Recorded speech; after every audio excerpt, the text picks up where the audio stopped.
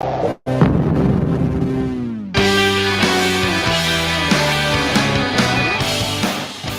is a final from Madison Square Garden. Michigan beats St. John's 89-73. Welcome in to the Maize and Blue Reviews, Michigan basketball postgame live. I'm Dennis Fithy, and it has just gone final out in Manhattan. The Wolverines running their record to 3-0 on the season, and they do it in impressive fashion. This was, I gave them an A+ in their first game against UNC Asheville, and I came back and gave them an A in game number 2. And this game here, I got to come back and I got to give them another A. And I'm a tough grader, I guess. Give them get the red pen out. There's some things I don't like. I liked everything that I saw out there from Michigan today. Very entertaining game. You like a team that plays fast and plays together and shoots well. Well, this Michigan team so far is a team for you. What else could you say, man? Call it like you see it. This team was up by 10 at the half, and then they just broke loose in the second half, up by 26 midway through, little past midway through with 9:30 to play. They never looked back. Nimari Burnett, he was the story early on. He came out, was, all of Michigan's scoring, and, he had 21 points in the first half, which is a career high for Burnett. And, one thing, you watch Michigan play the first 2 games, Burnett had started, but, it wasn't like he was, going crazy offensively. He did go crazy offensively in this game. And it wasn't just shooting from downtown, although he hit some from downtown. He was driving, he was dunking, step back. I mean, he looked awesome. So, yeah, you shoot like he did 8 of 13. He ended up. But, you're going to look really good. I mean, this just in. But, yeah, hot shooting all around for Michigan, playing fast. And, now it's time. I'm going to say it. I was a little hesitant, even though I was thinking it last game. But this team looks like a tournament team. And, why not? They've got a star in Doug McDaniel, who went for a career-high 26 tonight. And you start going down and, thinking about, what this team brings to the table and what you have seen from the newcomers. And Olivier Kamwa, he's a star. That's a nice 1-2 punch for Michigan. You look at some of the numbers. We'll look at them if you're watching this via YouTube. Reminder, we're always on YouTube. You listen to the podcast.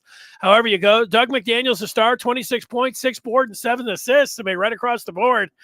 You're going to get a lot of accolades when you play how Doug McDaniel has played to start this season, and he deserves them all, man. He has, he's a jet. He plays with a flair. He's a great ball handler, and he's so fast that, a 5'11", he's listed at 5'11", but, he's not the he looks smaller than that. What did Bill Rafferty, who was doing the game with Gus Johnson today, he's a little feller with a big ticker, and he is somebody that gets out in the open floor. He's got a great handle. He puts you on the string, and he can pretty much get to the lane. He can get to the lane and get to the basket on anyone. He gets some of his shots blocked, but he's however you want to say it, live wire, stick of dynamite, super fast jet. He reminds me of a couple different players. There was a player, you got to go back now. I don't know, it was the Carolina team that won it all back in 2008 at the Final Four in Detroit. They had a guard named Ty Lawson. He reminds me a little bit of Ty Lawson. UCLA had a point guard back in the day. It reminds me a little bit of as well. But, this, McDaniel, everything looking good for him, how he has started. Everyone. I mean, that's going to be the theme when you go through. And then, Burnett, the star of the game, wasn't in the first 2 games in terms of scoring, but tonight was with 21 points, all in the first half for Burnett. And, TW2, I had to check because Gus Johnson kept calling him TW3. we'll give Gus Johnson a pass. He's got to do all the football games. He comes in and does a basketball game, and Michigan's got a GW3 and a Terrence Williams II. So calling him TW3, I mean, there's worse slights you could go out there, but TW2 is off to a great start. Let's look at Terrace Reed is a force defensively at 6'10", double figures on the boards. You like to see that from Terrace Reed, and he can do more. Cheddar's the one who has been the biggest surprise? Okay, he's I'll say he's been the biggest surprise. He seems like he's been the biggest surprise. He goes out there and he's all business. He's got a lot of different moves, and he can shoot, and that's what you want. You might forget he redshirted. He's 6'8", and it's the kind of a punch you're looking for off the bench. Somebody that could score. Trey Jackson, there'll be better days for him.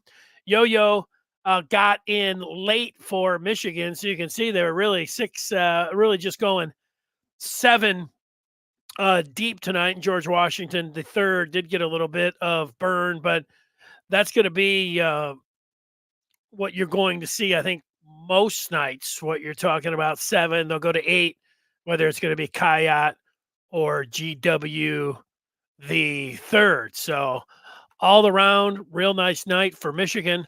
Let's look at some of the feedback. Ty says Michigan looked good again. Yep, I'm with you on that. Cameron, Michigan looked really good.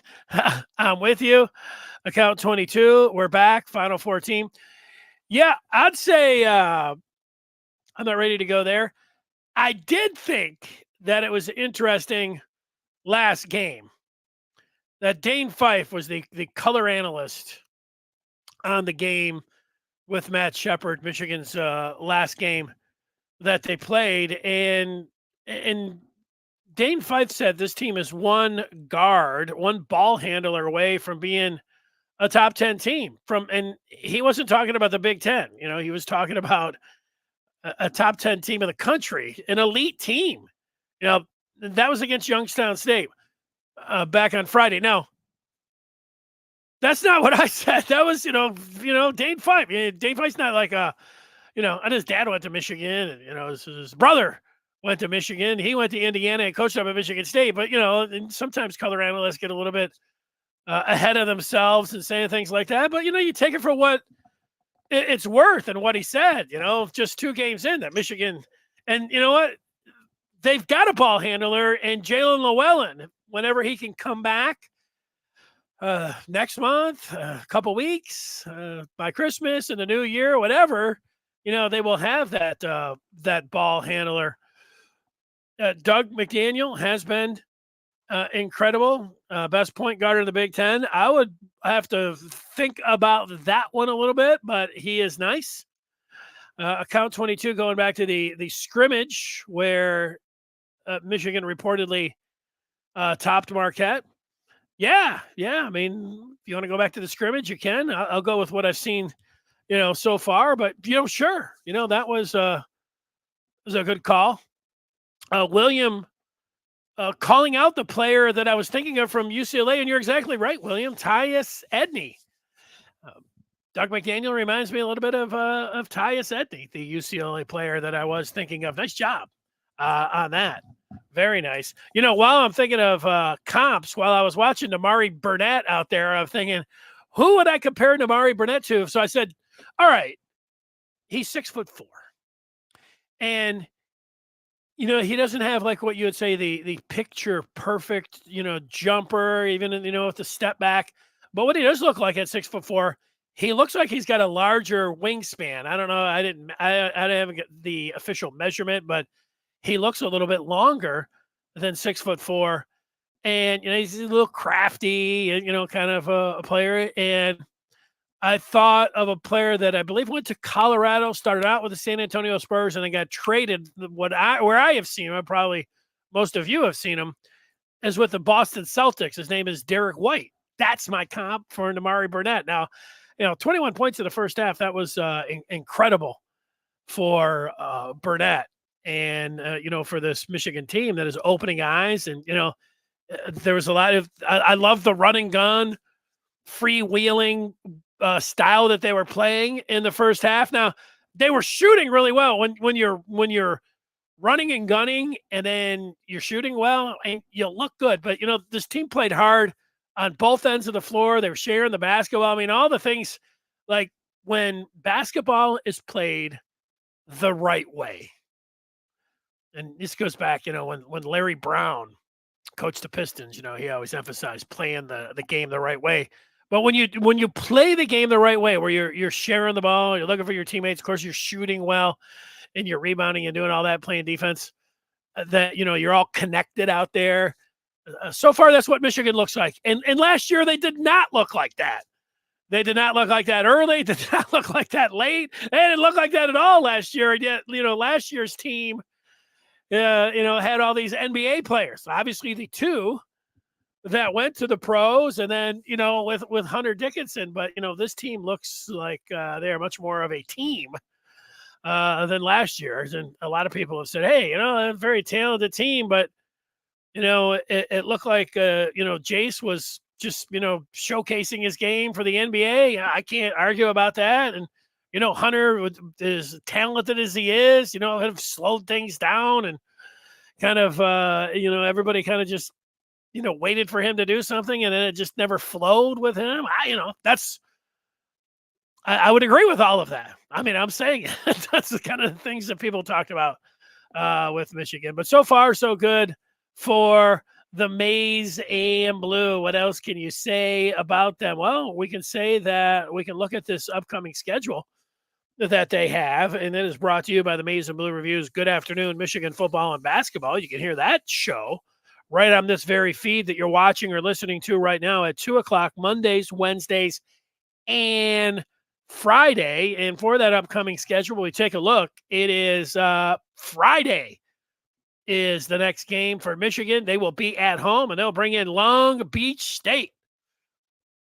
I don't know, I think I've ever watched Long Beach State play basketball. Watch a lot of basketball, but they'll be coming in to the Chrysler Center for a 7 o'clock jump on Friday.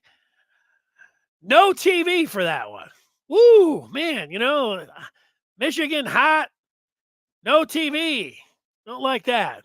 Got to be something. Isn't there some kind of plus or Peacock or something I can spend $10 on or something to see if I can see Michigan? I don't know. The answer to that is I don't know right now, but they don't have any TV. And then there'll be a little bit of a break for them as they will head down to the Bahamas. I say break from Friday to Wednesday and going down to the Bahamas for the Battle for Atlantis.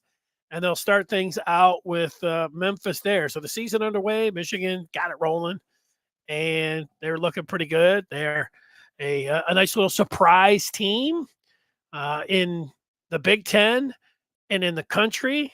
As you watch them, more and more people are taking notice. We are taking notice. We see it as well. And, you wanted to say in the first game, hey, nice job. You couldn't have looked any better, A+. How were they followed up in game two? Well, they followed it up and looked pretty good against Youngstown State on Friday. Played really well. I say, okay, well, the UNC Asheville team, they won 27 games, excuse me, and made the tournament last year. And, they had a lot of their key pieces back. So, give it to them. And then the Youngstown State team in their conference was a good team last year. It had some players back, and Michigan took care of them. But okay, now, all right, this was tonight. Okay, let's see what they're going to do on the road.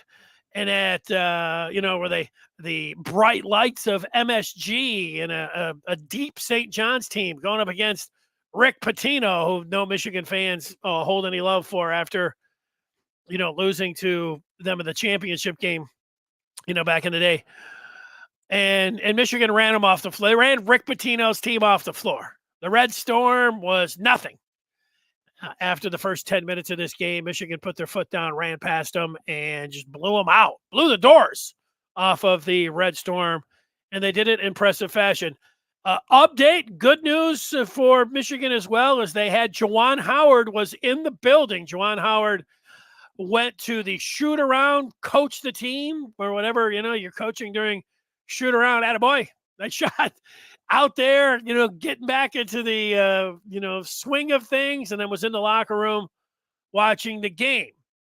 So Juwan with the team, that's good. It makes you feel like any time now, and maybe he'll be back there on the sideline. Who knows? Whatever, whatever's best for Juwan's health. And you don't have to rush him back right now. It's not like you're feeling like, you got to get him in there.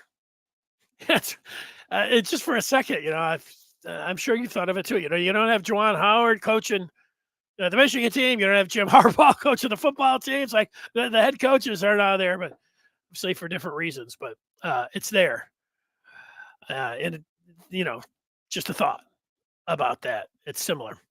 All right. Well, we'll talk with you again basketball wise for Michigan, Long Beach State coming up on Friday. And then I got to find a way to see that game, check out that game. I'm supposed to be going out to a birthday party and everything else. We'll see how that's going to all work. And then I'll talk with you on Wednesday on the Good Afternoon Michigan Football and Basketball Show. Until then, Michigan, they are in the clubhouse now, sitting there with 3 up, 3 down, 3-0. It couldn't have gone. It could not have gone any better for this team through 3 games. They get high marks across the board. I'm giving them an A+ in game 1. I'm going to come back after not giving them an A+ in game 2.